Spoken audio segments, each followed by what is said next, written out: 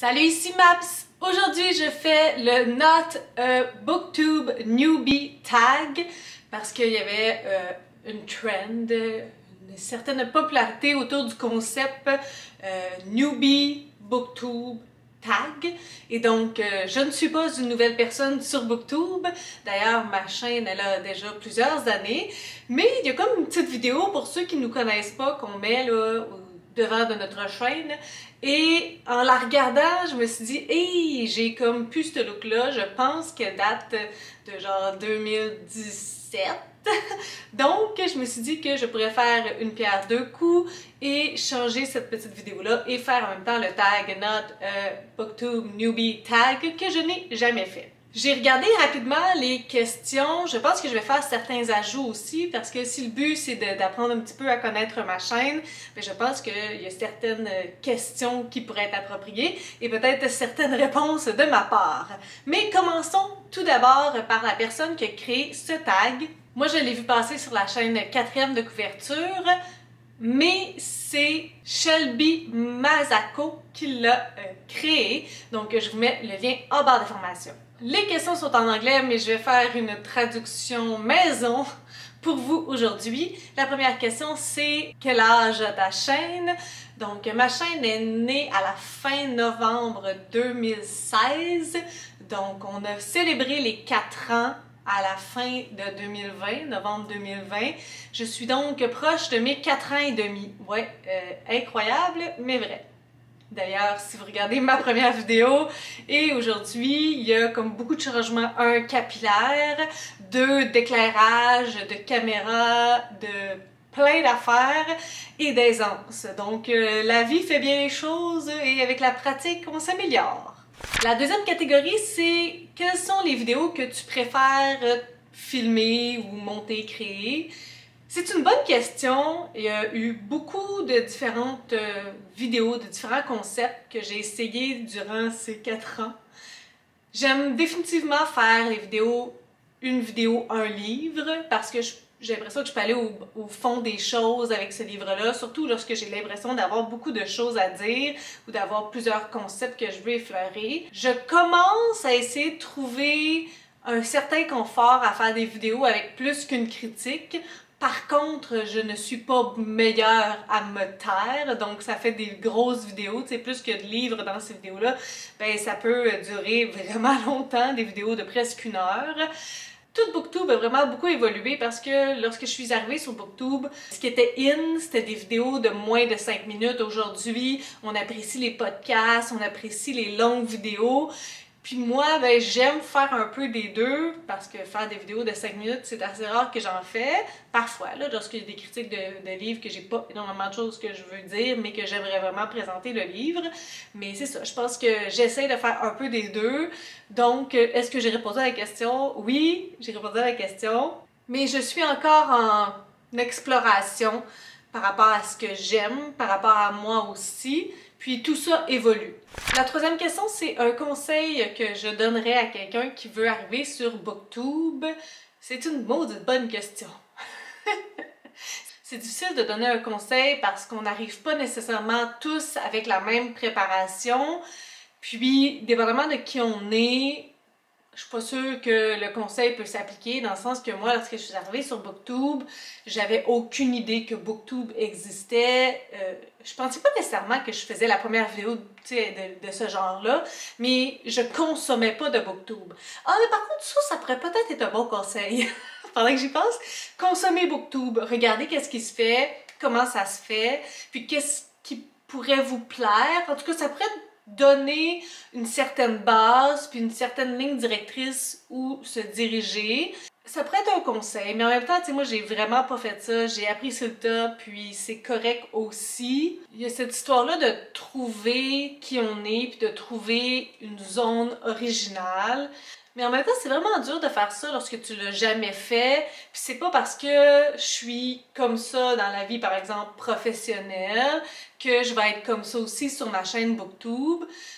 C'est sûr que, tu sais, c'est moi dans les deux cas, mais on a des facettes différentes, peut-être qu'on veut montrer. En tout cas, tu sais, je pense que l'originalité, c'est quelque chose d'intéressant. J'écoutais d'ailleurs Star Academy récemment, et Mika disait aux académiciens et académiciennes, statistiquement, est-ce que le monde de la chanson a besoin de vous?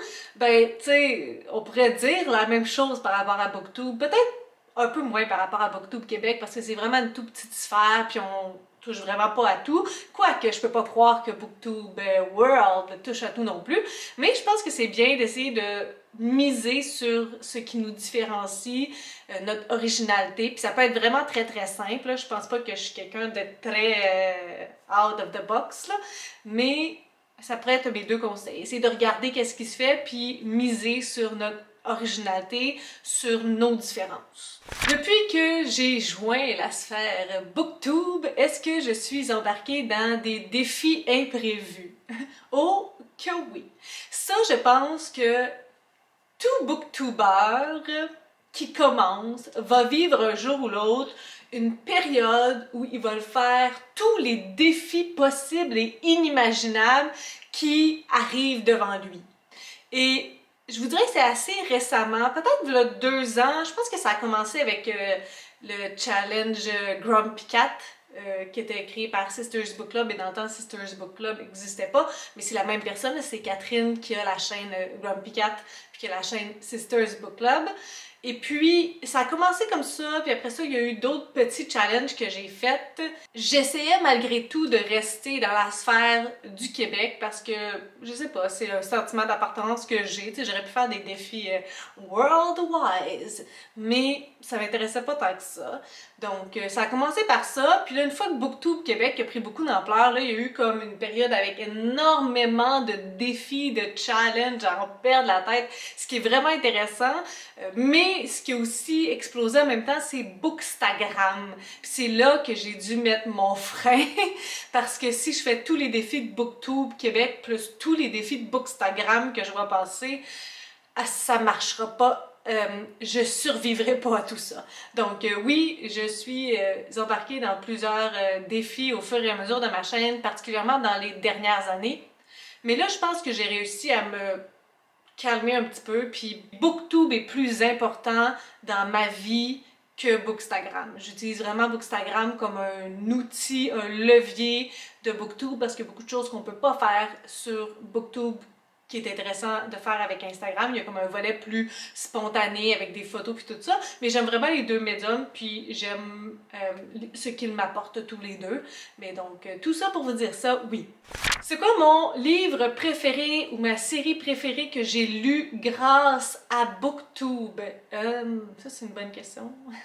J'ai fait vraiment beaucoup de découvertes grâce à BookTube. Rapidement, je dirais la série Fanny Cloutier. Ça a été une grande découverte qui a changé aussi ma perspective par rapport à moi, parce que c'est un livre avec des illustrations, tu sais, c'est fait comme un journal intime, mais dessiné, illustré et tout.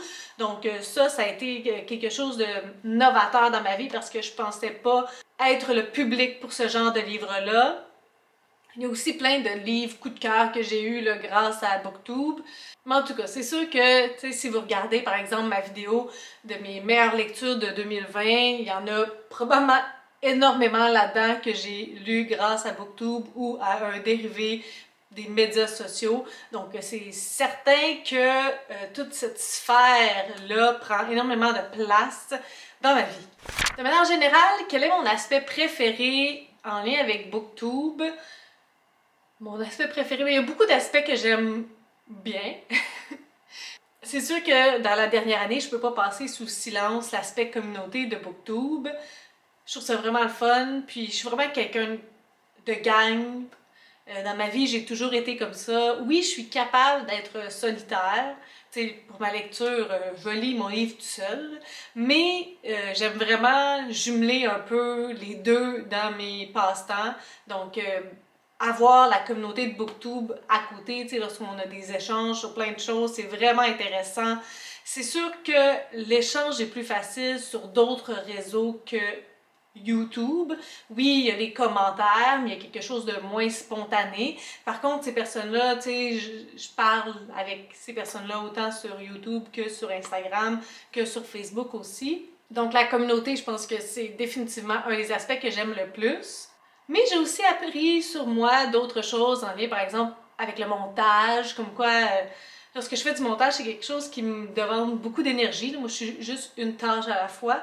Donc, ça fait en sorte que je pense pas à autre chose. Lorsque j'ai beaucoup de choses en tête, puis que je suis pas capable de lire pendant ce temps-là, parce que à toutes les fois que j'essaie de lire, mon esprit vogue ailleurs, ben, en tout cas, lorsque je fais du montage, ça le fait pas, parce que je reste concentrée sur la tâche, puis c'est quelque chose de plus mécanique, en tout cas, je sais pas pourquoi, mais il y a aussi cet aspect-là que j'ai découvert, puis j'aime vraiment beaucoup lire, donc Booktube, ça m'encourage d'un certain sens.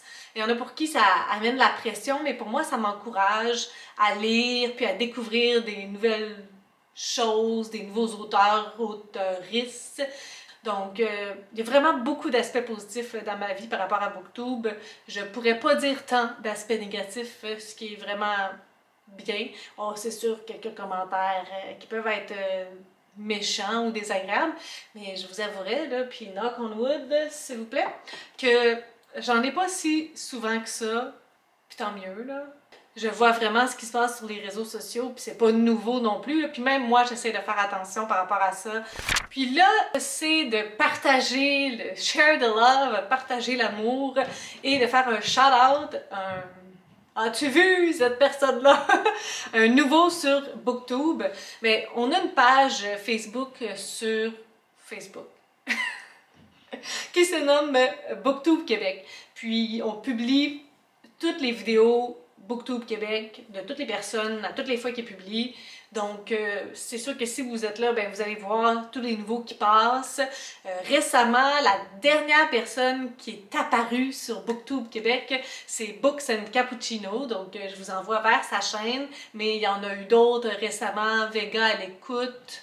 Allez faire un tour sur la famille Booktube, puis découvrez toutes ces merveilleuses personnes. On est vraiment une super communauté, très différente, donc c'est le fun d'avoir des avis variés, puis des suggestions de lecture différentes. Je vous ai dit ces noms-là, mais j'aurais pu vous dire tout le monde. Le dernier point, c'est de taguer du monde. Ben, j'aime pas vraiment faire ça. Je vous dirais que je vais plutôt utiliser l'approche plate que j'ai souvent, ce qui veut dire que si vous avez envie de faire ce tag-là, n'hésitez pas. Est-ce qu'il y a autre chose sur ma chaîne que vous voudriez savoir? Ben, écrivez-moi en commentaire, puis je vais vous répondre. Si on parle de genre littéraire, je ne me restreins pas beaucoup. Je lis majoritairement plus des fictions que des non-fictions. J'ai une prévalence pour le contemporain, mais j'aime un peu lire de tout. Mon animal préféré, c'est la girafe. Ma couleur préférée, c'est l'argent. J'ai actuellement 29 ans. Demandez-moi pas un livre préféré parce que je saurais pas lequel choisir. Je fais pas beaucoup de relecture, mais j'aimerais ça en faire plus. Je ne lis vraiment pas de livres audio parce que je suis pas capable de faire deux choses en même temps. Fait que tant qu'à lire, me prendre le livre. Je lis beaucoup plus en papier qu'en e-book. J'ai une liseuse, mais si j'ai le choix, je vais lire papier. Je n'ai pas peur des grosses briques. Est-ce que je les préfère aux petits livres? Plus souvent qu'autrement, je pense. Est-ce que je préfère les séries ou les livres seuls? Disons que j'ai de la misère à finir mes séries. J'aime bien les premiers tomes de séries. Mais après ça, les contenus, Donc peut-être que finalement, j'aime mieux les one-shot. Je suis balance, ascendant balance. Mon signe astrologique chinois, c'est la chèvre. Je vous en ai assez dit. Mais si vous avez d'autres questions, n'hésitez pas. Si vous avez aimé cette vidéo, n'hésitez pas à mettre un petit pouce et à vous inscrire à ma chaîne. Sur ce, je vous souhaite de bonne lecture.